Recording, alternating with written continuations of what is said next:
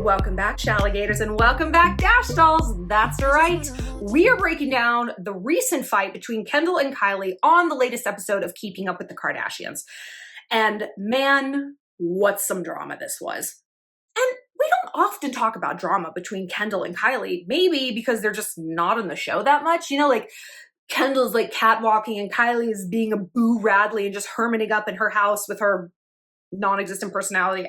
I don't even know. You know, I find Kylie just so dull, at least on camera. Although in this episode, I saw like so much personality. I was like, oh, I can see why she would be fun to hang out with. She seems fun. But I could also see why Kendall could be a bit of a nightmare. But I might be kind of alone on this. I asked you guys what you guys thought of the fight, whose side you were on, and overwhelmingly people said you were on Team Kendall. So I'm going to break down what happened in case you didn't watch it. That's okay. And more importantly, what we can get out of it. Because, you know, the Ks, they're fun. Some of you guys hate them. Some of you guys love them. But we cannot deny that they are just this factory of life lessons for the rest of us, right? There's so much to unpack. There's so much to break down. And today we're going to talk about how to deal with a martyr. How to deal with a martyr, an energy vampire, someone who just sucks the fun out of something, negative people, or maybe people who aren't negative. They just suck, but they're getting all the attention and they're the favorite. And you're just tearing your hair out in the corner being like, why won't anyone see what I see? It can drive you to madness. But before we get started, I just want to remind you to follow me on Instagram. That's where you guys submitted these questions. And then we did a bracket style vote. Like this is college basketball, only it's something we care about instead. And be sure to follow me on Cameo if you would like a video shout out for a friend, a birthday wish, a pep talk, anything like that. I am available. Also follow me on InfStream. It's the uncensored ad-free platform. I've got a video up there right now all about my new boyfriend. And I'm going to be putting one up, I think maybe Sunday or Monday, updating you on my no drinking challenge, my challenge, because things have gone not where I expected. I'll tell you, it's a whole thing. So let's talk Kendall and Kylie. Okay, so here's a too long didn't read. The whole family decamped to Palm Springs, and it seemed like from the jump, Kendall was just on her bullshit. I say on her bullshit, implying that yes, she is on bullshit regularly. One of you guys summed it up best. You're like, and you were saying you actually sided with Kendall on this. You're like, normally I don't because she's always bored and upset. But in this instance, I'm on Team Kendall. And I was like, bored and upset is exactly her. She's just always dark cloud. She just always seems like this is her. If I just sum up Kendall with a gesture, it's like chewing on her lips, slumped back in her seat and crossing her arms. It's a very petulant, juvenile vibe that I think she gives off. I think Kylie is like, you know, positive vibes and just doing things in LA. I'm like, I fell asleep listening to you. Or do you want to be here? Are you a hostage? Blink twice if we need to call the FBI. So the family was in Palm Springs and Kendall was like, just little out of sorts. Kylie came breezing in kind of at the last minute. And you could tell that got a little bit under Kendall's skin. That like, the queen has arrived. The celebrity of the family has arrived, gracing us all with her valuable time and presence, as if nobody else is fucking busy in that family. Well, I don't know what Khloe does all day. Well, just Tristan Thompson. That's a whole other video. It's a whole other video. And the fight localized. It began and started over not an issue, but a topic. We'll talk about that in a minute. Outfits, right? Both Kendall and Kylie came to Palm Springs with like literally the clothes on their backs. I'm like, okay, first of all, you guys don't have a wardrobe there. I have a whole wardrobe at my mom's house and I'm not a Kardashian. Okay. So they came with like just the clothes on their back. Kendall's like, I didn't know we were going out. They were all getting ready to go to dinner and a drag show. And so Kourtney said that she was going to let her borrow an outfit because Kourtney brought a bunch of shit. Turns out Kylie ganked that outfit at the last minute and Kendall blew a fucking gasket. And Kendall had to wear like, she's like, I look like I'm going to lunch. She did. It was like this tank top. It looks like she got it at a museum gift shop and just like jeans. And you're like, okay. She's still a stunner and you're still a celebrity. And you could wear a hefty bag with a rope for a belt and an extension cord necklace. And people are still gonna be like, yes, slay, do it. People are still gonna love you, girl. It doesn't matter. That's the whole advantage of being a celebrity. You can look dumpy as fuck and people are like, fashion. I'm gonna try it. I just wanna get so famous that I can look super dumpy in public. Spoiler alert, I already do.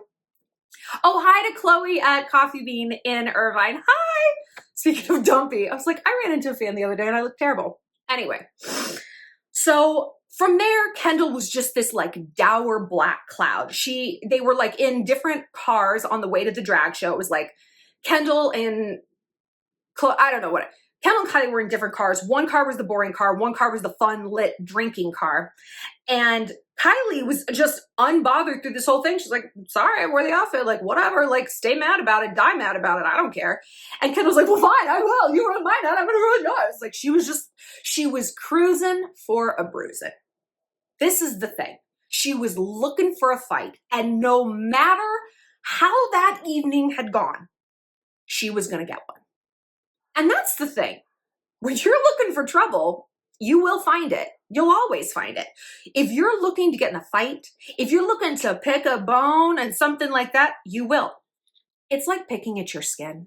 If you're determined to find a pore to like pick around at, you will, and you're going to wake up with a goddamn zit, okay? And this was sort of an emotional breakout for her. So they have dinner, they go to the drag show. Kendall's like, I'm tired, I'm just going to sleep in the car. Drag shows are at least an hour to an hour and a half. That is probably how long it would have taken Kendall to just drive back to LA. It's not like she's driving herself. She could have had like one of the many cars there. She could have taken a helicopter, for God's sakes. She didn't. She chose to sleep in the car. In the car. She could have gone back to Chris's house too and just hung out at the house. You know that they also probably took the kids back to LA. She could have gone with them. There's a million different things she could have done to make herself happy. She didn't because she was preferring to martyr herself. She was in that car nailing herself to a cross. Get down. We need the wood. Thank you. California's half incinerated. We could use a few more trees, Kendall. And so when the girls came out of the drag show, like fun, drunk, happy, Kendall and Corey were in an Escalade headed back to their places in LA, right? It's logistics. And Kendall's like, hey, can you drop me off at my house? And Kylie's like, no, I'm not dropping you off in Beverly Hills. No. And Kendall's like, really? What, am I just supposed to go alone? And Corey's like, we can get you another car. He's like, do you want your own Escalade? She's like, no. And then it was like World War III. She claims Corey said, fuck you. Kylie's like, he absolutely didn't say that. I was listening. Kendall's like, well, I'm sober, so I'm not mishearing anything. Y'all are wasted. He said that to me. She said and Kendall's like, Kylie stuck her heel in my neck. And Kylie's like, that's because she smacked me. You know that I'm no like Kylie stan. I honestly got to side with Kylie and Corey on this one. I do. Because Kendall was looking for a fight. I'm not saying that Kylie wasn't being insensitive and kind of a bitch. But what I am saying is Kendall was purposely blowing this out of proportion because she was like this volcano ready to pop. I also need to mention something logistical that is incredibly important, central to this investigation. Where Kendall lives in Beverly Hills is an hour from where Kylie lives in Hidden Hills. They don't live next door to each other. It's not like, hey, could you drop me off like a mile away? Sure, whatever. It's an hour, okay? Now, true, it's probably an hour on the way. I was looking at a map and I was like, well, it depends on which route they take back from Palm Springs. I go to Palm Springs a lot, so I'm familiar with it. But let's say, even if it was on the way, I mean, why couldn't Kendall just take her own car? She's like, and go alone? Well, you've spent the whole evening alone. If you were so concerned with hanging out with your family, why wouldn't you have just gone into the drag show? Who doesn't love a drag show? Come on. But she didn't. She was isolating herself when it furthered her purpose of the victim narrative and the martyrdom. Oh, Santa Kendall nailing herself to the cross. And then being incensed that she would be alone when it also furthered that narrative. It makes me insane. Martyrs make me insane. They make all of us insane. Why? Because all of our parents are martyrs. All of our mothers are martyrs. All of our grandparents are martyrs. All of our aunts are martyrs. Every woman is a martyr. And not incorrectly. I mean, we really do have a lot to bitch about. But girl, so does everyone. That's what the martyr fails to see, is that everyone could be in a pissy, bitchy mood, right? Everyone could be like, I want attention and you need to do what I want to do. I've always said that people with a chronic victim narrative are megalomaniacs. You know, they want control, and that's the way they're getting it.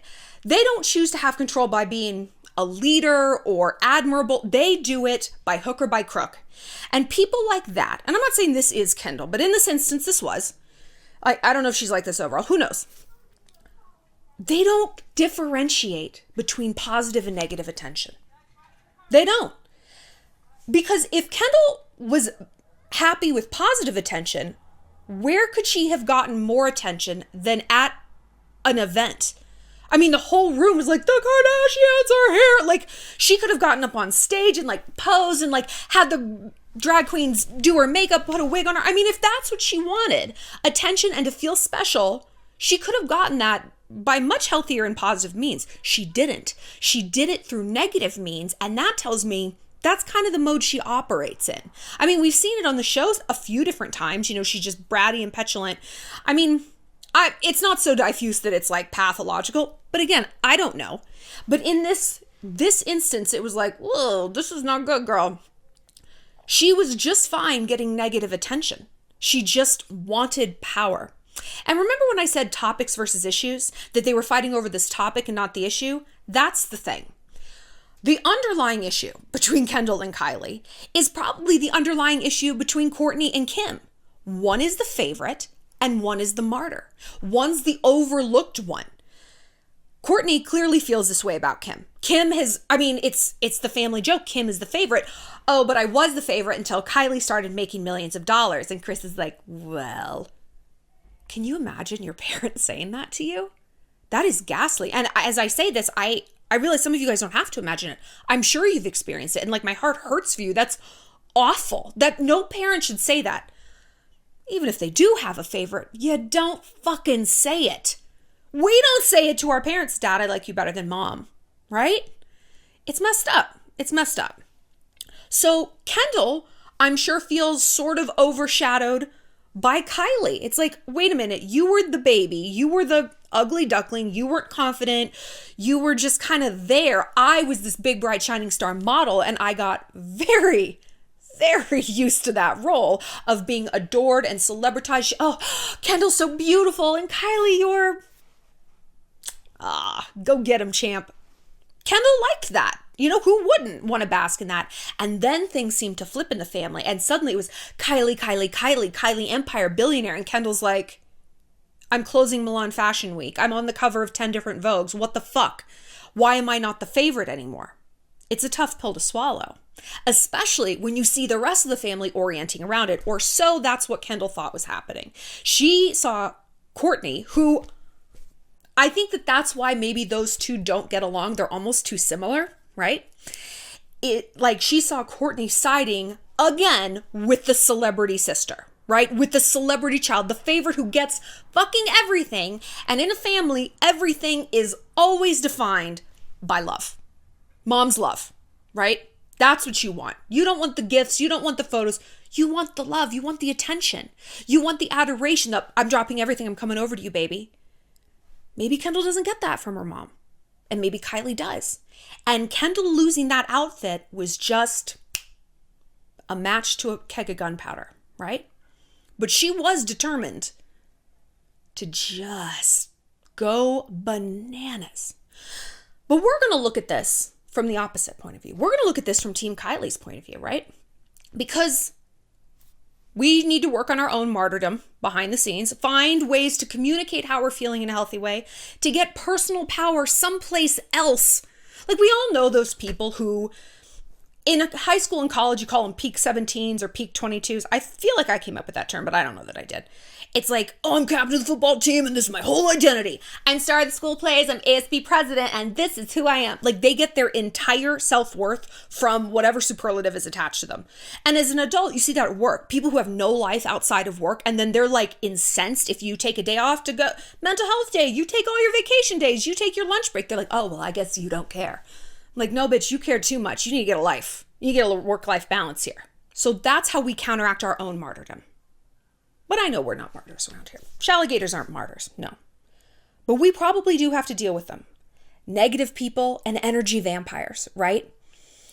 How How do we deal with these people? I think Kylie played this exactly right. The way you stop a martyr, unbothered. You just keep on moving. Kendall was raging in the house and Kylie's like, I'm taking shots. Have a nice life. Stay blessed. Like she was just going on her merry way. And here's the thing with dealing with people like this and just reacting to people in general. We always think it has to feel authentic. But I'm not unbothered. I'm bothered. I know, bitch. Learn to act. Do you think... Hello? Act. Act as if. Put on a facade, zip yourself into the suit of someone who doesn't care, and deal with it behind closed doors. Why am I saying this? Because you know I never say, hey, don't feel your feelings, push everything down into a nice little ball until it explodes in the form of a meth addiction. No. I'm saying this because it's strategy. You know, war is strategy. And these people, like I said, they want a war. They just like, come on, I'm ready to go. I'm ready to go. They don't care if it's positive or negative. And that's the point. If you react, if you feed that fire, they're winning. That was a great day to them. They got what they wanted. It might not feel good to them, but it is satisfying and they're getting an emotional payout from your response. Whether your response is, hey, let's sit down, let's talk about this. No, let me cancel my appointments and reorient all my energy on you, right? Or if it's, fuck you, wah! Then they get to be the victim even more. And isn't that exactly what happened when Kylie finally did react? Kendall lashed out. You know, Kylie said one thing, Kendall hits her, and then Kendall runs into the next car. She was sure to beat Kylie to the car and is like, she left me alone. Bitch, you hit me, I'd leave your ass by the side of the road too, sweetie. Also, you have a cell phone and a debit card, call an Uber. You're fine. But she was determined to get more fuel out of Kylie to fuel her own victim narrative. So the reason I say that you got to suffer in private is because you don't get to give them that fuel. No, they don't get to take that from you. And they're going to learn the way training a child, training a dog, training a boyfriend is going to learn. You act X, you get Y. 100 times out of 100. I'm not the one. So crazy somewhere else. We're not doing this. And I think Kylie has been doing that for a long time. It's like she reacted to Kendall like this was just another day ending in Y. Here goes Kendall bitching about something, bored and upset. I'm doing me. I am continuing with my life and my night. And that's the way to do it. And eventually these people are going to try to sell crazy somewhere else. They're going to go to the weak link. You know, who is going to react to me? Oh my gosh, that happened to you. Oh. And then the vampire energy, the energy vampire finds someone new to drain. And man, isn't drained exactly how we feel when we deal with these people. Just the life has been sucked out of us. And what do we get? Nothing. We just get frustrated. We get plugged further into their issues. We get nothing out of this. So if you're dealing with a martyr or a negative person, you know what? I gotta go. Oh, is that the baby crying? No, I don't have a baby, but I think I hear a baby crying. Goodbye. Don't answer the text. Walk out of the room. I'm sorry you're upset. And you know what? We are going to seem callous, bratty, entitled, because that's what a lot of you guys said about Kylie. She was just so callous and uncaring, and that's her flesh and blood. Well, it's her flesh and blood in reverse. It's Kendall's flesh and blood too, and she hit her. And she like bitched at her. I mean, you can slice this thing two ways, right? You can make a pancake as flat as you want. It's still only got two sides. And the fact that Kendall was so focused on assigning blame to Kylie and I'm never going to talk to her again. It was the histrionics. It was, I'm never doing this and fuck her. It wasn't, oh my God, she's being such a bitch. It was a blow up. And so that tells me she was looking for that. Because when a pressure cooker is released, feels better, right? And the person who's been boiling, they want that relief. That's something that like interrogators use to like get a murderer to confess. They're like, you're going to feel so much better. People want to confess. When there's something that's stewing up inside, they want to release it. And like I said, they don't always do it in a healthy way. So if you're around someone in your life who is chronically releasing in an unhealthy way, get the fuck out of the blast zone. I don't abide that shit in my life. Unless you're writing my checks or fucking me or you're my God, like you don't get to act like that. And even if you are doing those things, you don't get to act like that. And so when I've dealt with people in my life who are like, oh, fine, no, fine. I'm like, okay, it's fine, bye. And they're going to get madder. They're going to get madder, and they're going to try more tactics to get your attention. You have to be an absolute brick wall, right? If someone's trying to get over a fence or through a door, trying to get into your property, we talk about boundaries like this, like fence lines. Like you think about war, trying to get into a fortified castle. You think they try one thing? No, they throw oil, fire bombs, arrows, battering rams. They try a whole bunch of things. They don't just knock and they're like, she doesn't want to come to the door. We're going to attack somewhere else. We'll go to Scotland. Doesn't matter. No, they try and they try and they try. And so you have to be prepared for that. And so in a time of neutrality, before you're in this triage situation, kind of mind map what historically they have done and what they might do. Look what Kendall did. Kylie wasn't engaging. She's like, get the fuck out of my car. You're going to get your own. I'm not doing this. And so Kendall's like, I need to keep this going by getting in my family's car and reliving the fight and just going through it again and again and again. So now Kylie can be like, okay, next time I get in a fight with Kendall, she's going to go to the family and she's going to say all these things. She's going to blow things out of proportion, or maybe it's the truth, but Kylie can anticipate how that's going to go. Right? And then maybe she's going to subtweet, and then she's going to tell her friends about it. And then when the episode airs, she's going to start this shit over again. Forewarned is forearmed. And I hate to look at interpersonal relationships like war because we don't approach things in a warlike way. But what do we say about adversaries or adversarial situations? Peace or victory, right? If you're after peace, and Kylie did kind of seem to be after peace. She's like, we can get you another car. I'm not doing that. I didn't agree to it. I'm sorry. Kendall wanted victory. She wanted a war because she wanted to win, however she interpreted that, which was not in a healthy way. And if we are dealing with someone who wants victory, who wants a war, we've got a war. And our warlike strategy is not what you might think. It's strategic retreat. It's refortifying. It's looking ahead at what their tactics might be and finding out a way to disengage from that so that they're not getting that emotional payout that they want. I want to know what you guys have to say about Kendall and Kylie. Whose team are you on? Did this video change your mind at all? Maybe. Do you fight like this with your siblings? Are you the favorite child, or are you like kind of the odd man out sometimes? And how have you dealt with this? It's hard for me to speak on that because I know a lot of you guys want to talk about siblings. I don't have any siblings, so I don't want to be like, here's what to do, because like I have no idea. For more, click like and subscribe. Like I said, Evil Week is coming. Head to my Instagram right now to submit your Evil Week questions. I want to know what y'all have to say, what topics you want, and we're going to get them all covered. I'll see you later, Shalligators.